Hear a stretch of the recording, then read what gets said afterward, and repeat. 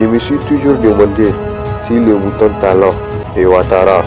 ont lu toute la Constitution parce qu'ils ont tendance à s'amuser et à jouer aux prostituées pour les caprices français et européens ou américains. Ils ont tendance à ne pas percevoir plus loin que le bout de leur nez, même si leur lâcheté n'a d'égal qu'à la cruauté des États adaptés de l'OTAN, et que leur désertion a causé la mort à de bon nombre de panafricanistes. Même si depuis la rébellion du Liptako Gourma, beaucoup des élèves moutons de la France sont engagés à ramener les États-Unis du Sahel dans les giron de la CEDEAO suicidaire. Même si les moutons Talon et Ouattara n'ont pas l'air de comprendre le nouvel ordre du jour, la démocratie nouvelle ou colonisation des enjeux stratégiques de l'Occident. Et même si, depuis l'avènement du BRICS et d'un certain nombre des aléas politiques, la responsabilité de la démocratie dans la société n'est plus un souci de la communauté internationale.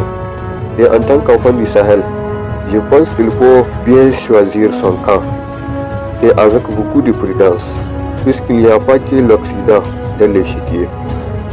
En tant qu'enfant du Sahel, j'ai toute autorité à déclarer que ces moutons récalcitrants n'ont pas l'air de comprendre que les bases militaires américaines ont plus de morts à leur actif que l'OTAN et que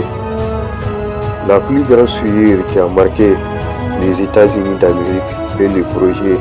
Manhattan et que ces bases militaires européennes et américaines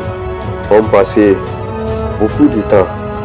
à manipuler des armes de destruction massive et que c'est vraiment psychopathique pour un ancien ministre de supposer que l'Europe doit s'unir pour combattre et étouffer les terrains de révolte qui se met en Afrique. Et en dépit du passé sauvage qui a ravagé l'Afrique durant plus de 4 siècles, un instinct esclavagiste qui a souillé et saigné plus de 16 générations. Je suis un enfant du Sahel et il me serait très difficile de croire à la bonté de la foi chrétienne de l'Europe et de l'Amérique, surtout dans la mesure où ces deux contrées n'ont aucun respect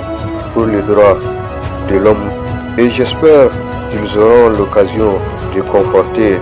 leur descendance en leur racontant leur prouesse d'esclavagisme moderne.